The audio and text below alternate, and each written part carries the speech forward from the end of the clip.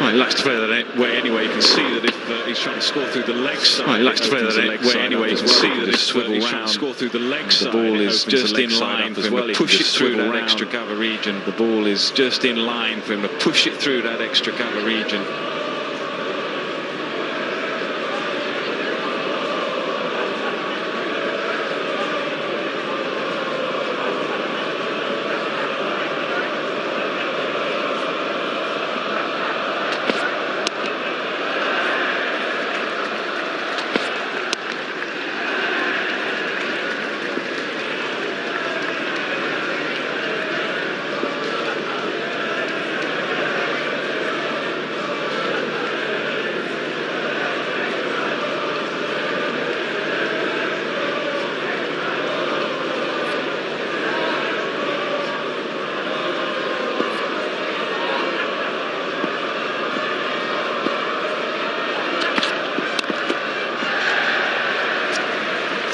Single that folks won't mind. They keep the strike. Moves to 82. Single that folks lead to 195. Moves to 82. Lead to 195. Mark Butcher. Moves to 82. Single that folks lead to 195. Moves to 82. Lead to 195. Mark Butcher. Moves to 82. Single that folks lead to 195. Moves to 82. Lead to 195. Mark Butcher. Moves to 82. Lead to 195. Moves to 82. Lead to 195. Mark Butcher. Moves to 82. Lead to 195. Moves to 82. 85.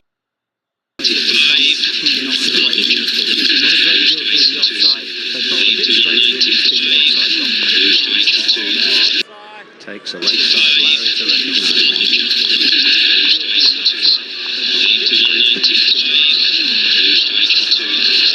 Takes a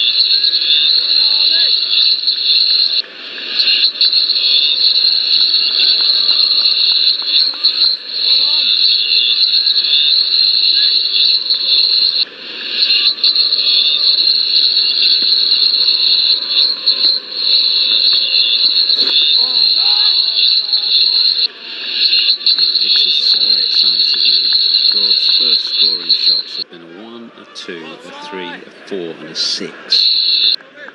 Desperate for a 5. Oh! 352 for 6.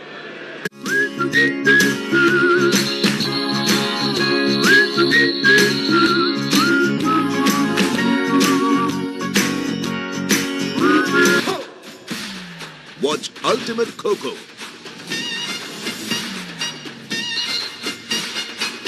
Sony Sports Network. Come on!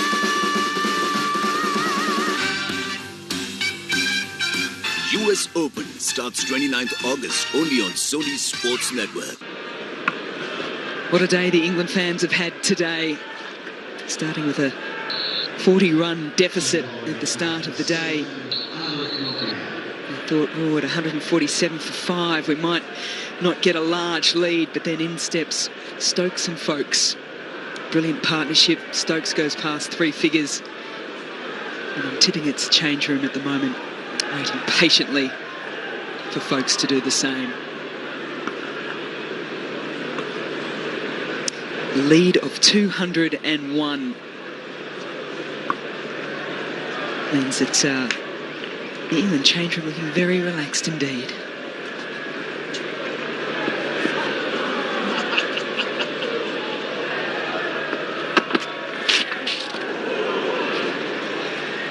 Now the approach here for South Africa is they have a player in Folkes on 83 not out at the non-striker's end, and then Stuart Broad, who is wanting to pepper the boundary every single delivery.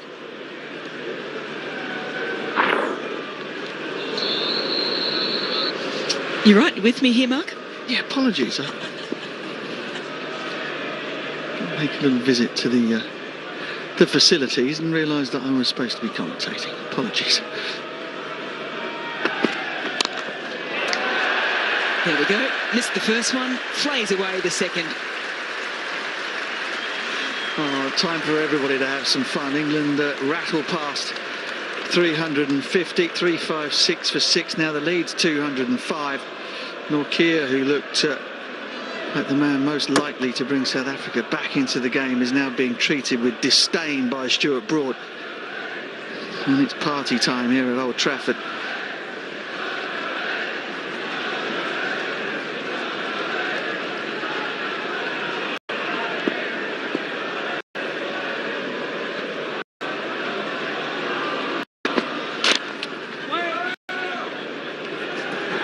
Been talking a lot about tactical decisions, the way South Africa have played this today, and the general consensus is they got it wrong.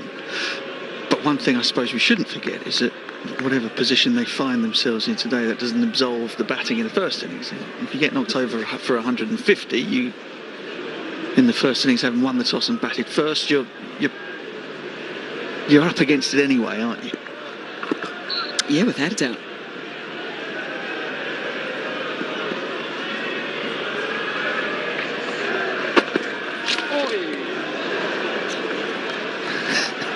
It's almost a carbon copy of game one, isn't it? At Lords, England stuck in and knocked over for paltry first innings total. Team batting second, then goes past them. And you really are up against it in the third innings of the match from there. And he walks back disconsolately, but you can't say that it's been his fault or that he's deserved to be in the position that he finds himself in.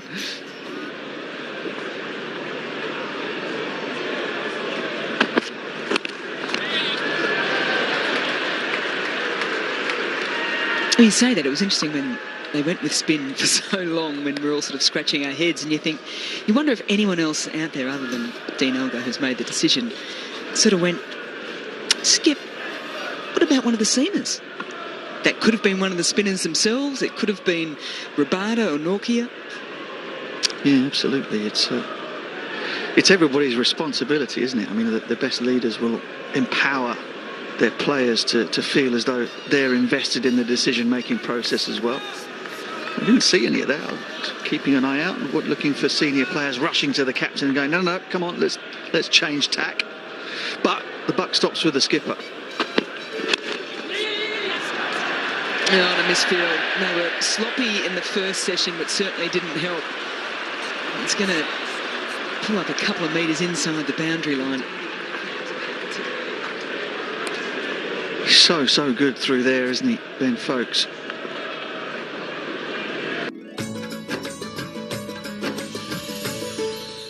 Run deficit.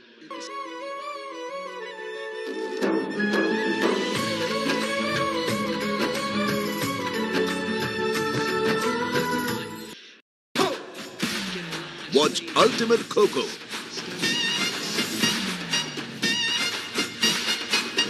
Sony Sports Network. Ping you through mid-wicket all day. Did I say Stokes?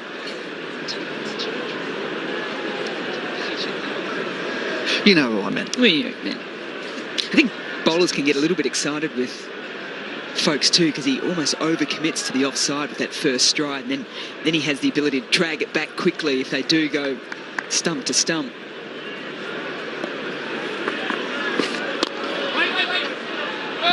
There's that favoured onside shot.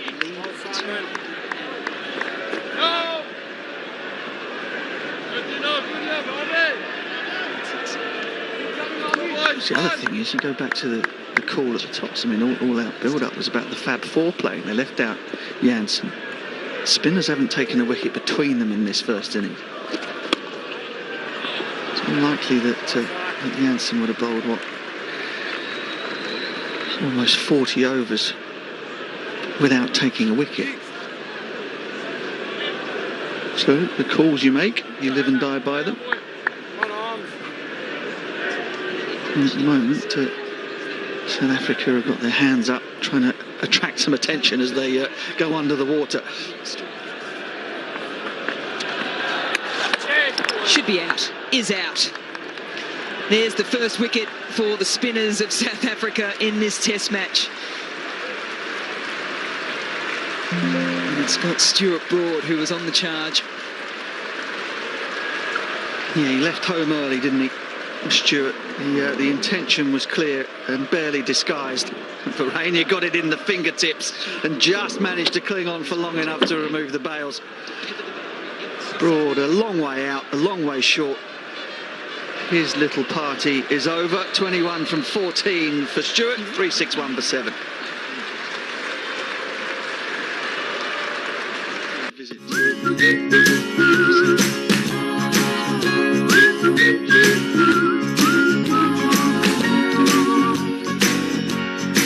Missed the first one, flays away the second.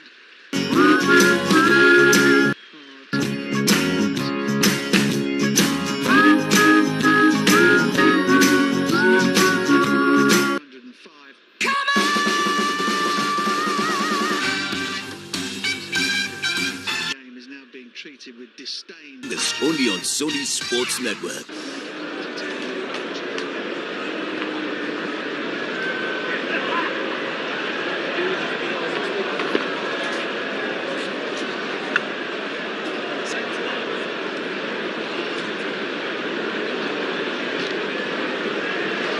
Ollie Robinson back into the England side after a stint away with injuries, getting a little bit fitter.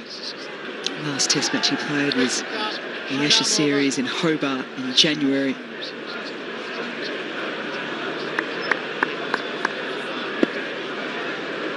He'd like to beat his best here today.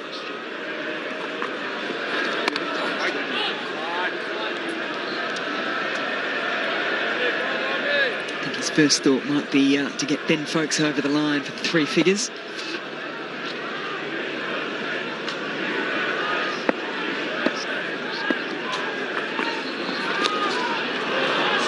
Wow. Wasn't expecting that, Mark.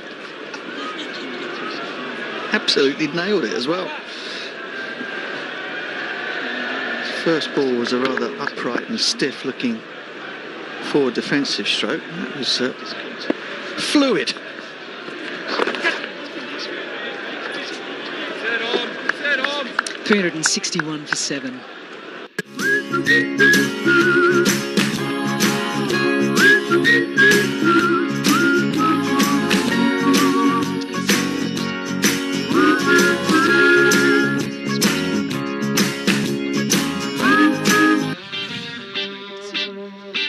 गुरुजी मैं स्मृति मानधना बताइए मेरा cricket season कैसा रहेगा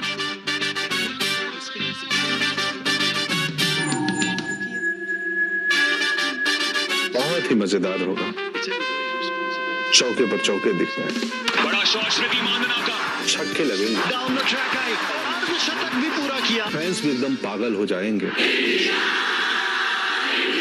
wow पर कहाँ अब आपका England series आएगा कमाल का शॉट स्मृति मानधना का देखिए विमेन इन ब्लू की इंग्लैंड से टक्कर इंग्लैंड वर्सेस इंडिया शनिवार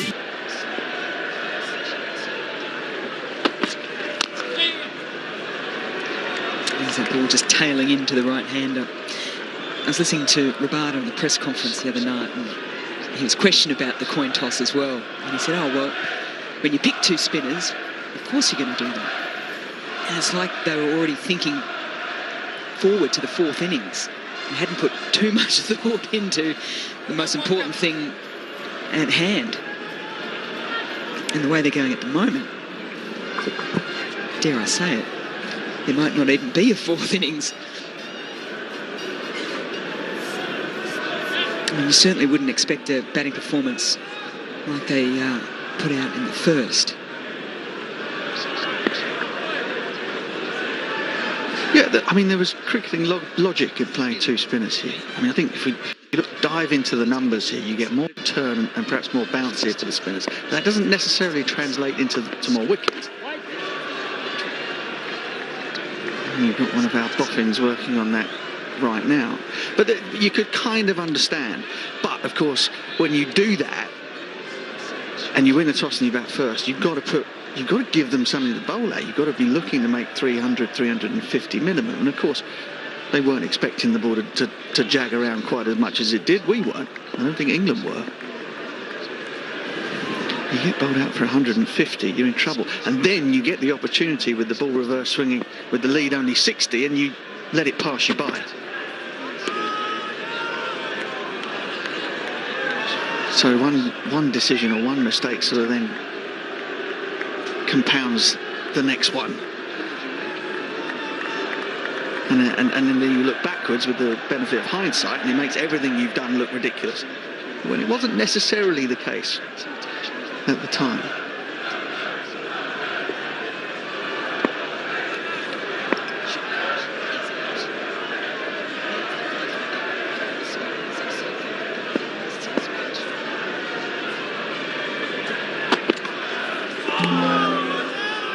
Tell you what it is, it's a real test for Dean Elgar, isn't it, as a captain, because he's come into this test match with a game plan. It didn't work in that first innings. He's come in with another plan in the bowling innings. That hasn't worked. And as a captain, you want to try something. You don't just throw it away, you know, within the first 5 or so overs because it hasn't worked. You want to give it a good shot. And, of course, that good shot has let the game basically be taken away by Ben Stokes and now Ben Foakes. So now he has to figure out how he can try and wrestle things back. Oh, and that's just clipped him a little bit. That's not going to tickle. Oh, that was nasty. And he played it really well in the end, Ollie Robinson. And he's a big, tall guy. And he's not renowned for his batting skill. And that could have been very unpleasant indeed. Superb bumper right on the button. Well, he's done really well. I thought it grazed his left chest as it went through, but he's managed to evade that matrix style.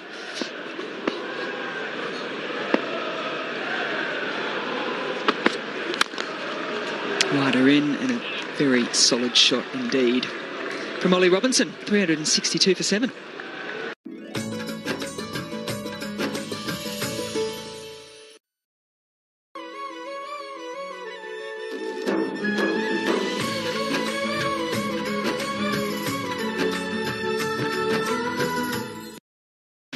Biggest premium live event in UK history. You know the crowd is ready. You know the crowd is ready.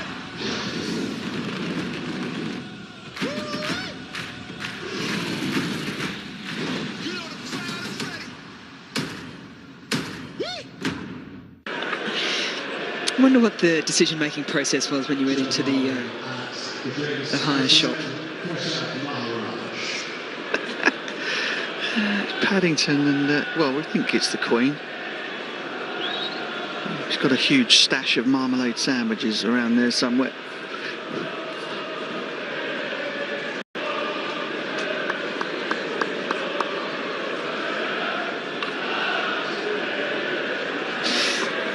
Maharaj back into the attack. Foakes has been brilliant against spin, as he usually is.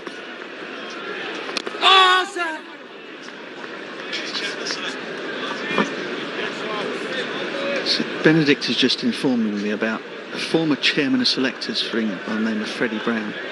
who was born in Peru, there's the link, who in 1953 recalled himself to captain England.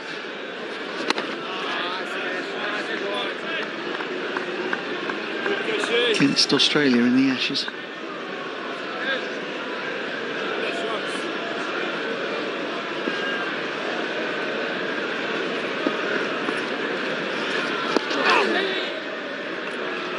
Do they want the single? They do.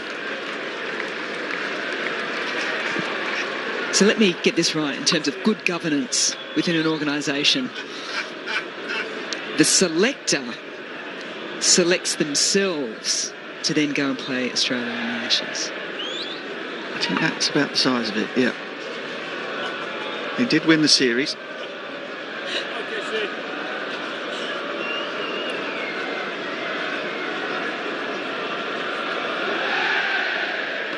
Okay, so he didn't captain in that particular series. He played in it, yeah. But he did play? He did play. Okay. Well, I'm just off the board of Cricket Australia, so I might become a selector for Australia. Say, do you fancy a game?